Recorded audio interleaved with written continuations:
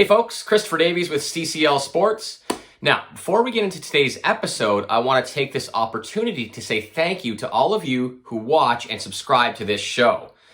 The subscriptions, feedback, and comments are so greatly appreciated, and it also supports me in continuing my journey of sharing my thoughts and experiences in the hobby we love.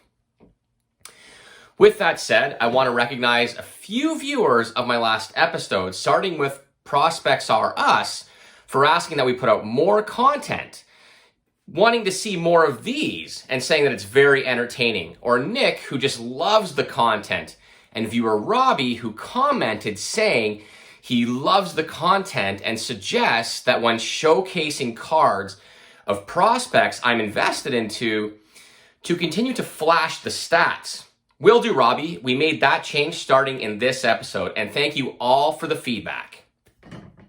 So, with that said, let's get into today's episode.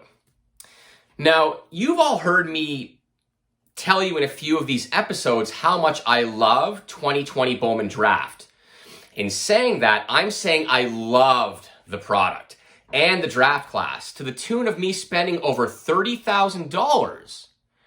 Granted, about 10% of that was spent strictly buying all the paper from those case breaks, and mostly breaking with Pristine Worldwide over the last 6 months.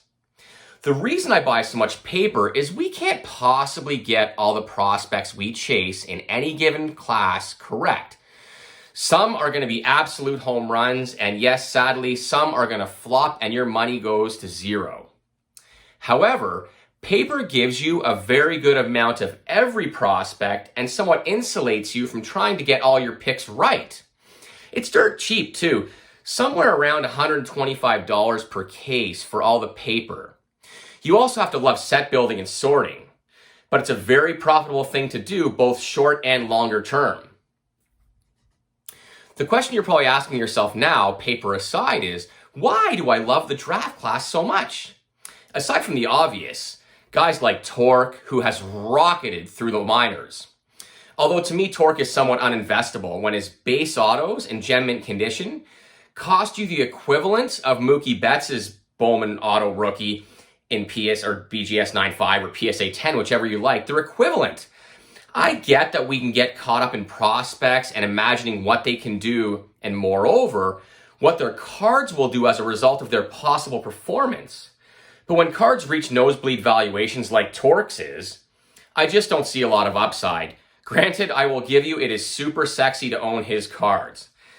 Yeah, there's other guys to chase on the Tigers like Dylan Dingler, who had a couple of good weeks, or Trey Cruz, who I'm personally biased to like because his dad, Jose Cruz Jr., is one of my favorite players of all time.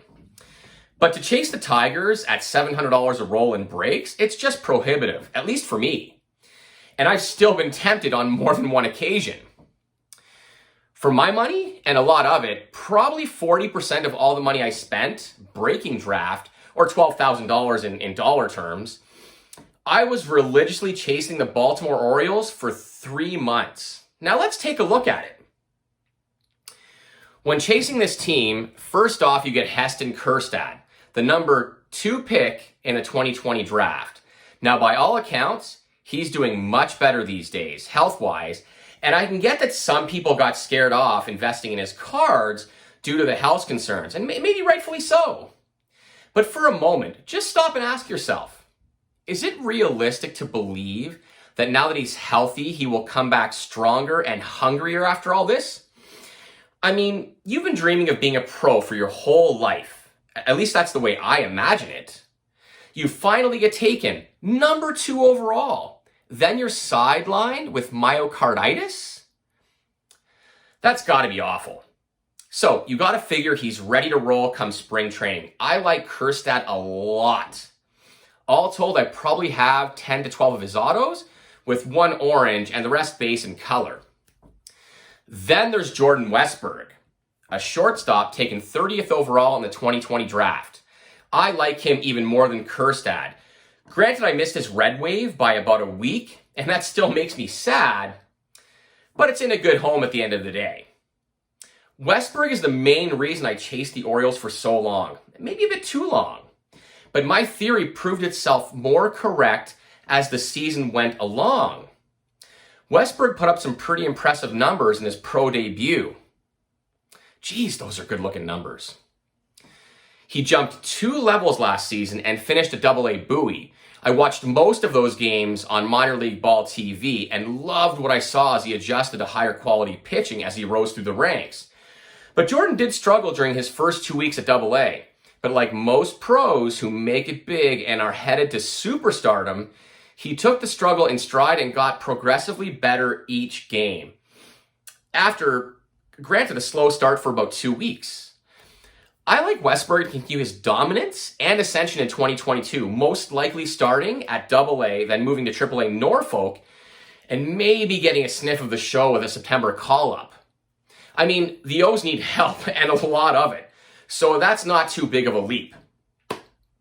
With Westberg, all told, I probably have 150 base cards and refractors, 1 orange, 2 gold waves, and a potload of other color autos, including that gorgeous True Blue Pristine CSG graded card I showcased in another episode.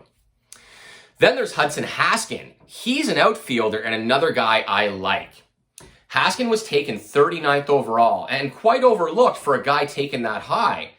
And it's somewhat understandable given that there were 2 studs taken before him by the Orioles. Haskins started at low A and spent 2/3 of his season there. He moved to high A Aberdeen where he put up super consistent numbers that, other than a drop in power, mirrored his low A stats. I picked up his True Orange Auto in SGC 10 recently for a little over $500 thanks to Nash Cards. I also pulled his True Gold Auto breaking last summer, as well as plenty of purples and refractors. On top of those fine folks, as if it wasn't enough, those 3 hitting studs are quite a bit. You get Adley Rutschman and his second-year cards, plus a sick image variation autograph numbered to 99, which I was lucky enough to hit in mid-September. Adley is a stud and will in all likelihood debut this coming season for the O's. Lastly, in sort of a freebie or a wild card, is pitcher Carter Baumler, taken in the 5th round with no professional stats due to Tommy John surgery. He's only 19, so there's a ton of time to see how he recovers. The scouts do like his stuff, though. I got a lot of his autos, too, but it's in the deep freezer until we can get a feel for him as a pro. There were about 8 to 9 other teams I spent money on that I chased consistently in 2020 Bowman Draft, but I'll talk about who they were and why in subsequent episodes. The Orioles were a runaway favorite and a very easy choice for the majority of my money. Keep in mind that while breaking is fun and I love to talk about it, it's exciting. And it may cause you to drop an occasional F-bomb when you skunk. I think that's pretty normal. It's gambling. And while you generally get paid out eventually, unlike other forms of gambling, it is super hard and expensive to continually chase the same team break after break after break. Especially when a team like the Orioles will cost you $300 a roll. But with 4 great hitters coming out of the Orioles, $300 seems like a bargain. I mean, come on, Adley is the #1 prospect in all of baseball. Yes, maybe I have rocks in my head for spending all that money. I certainly don't think so, but I can see the other side of it. I love 2020 draft, not just for the Orioles, and in fact picked up a case last week to hold for a bit. And that's not even included in the $30,000 I spent breaking. But CCL fans, please tell me in the comments below, who are your favorite chases in 2020 Bowman Draft? Do you think my top pick is like way off? Am I wrong about the Tigers being overpriced due to hype? I don't think so. Thank you for watching.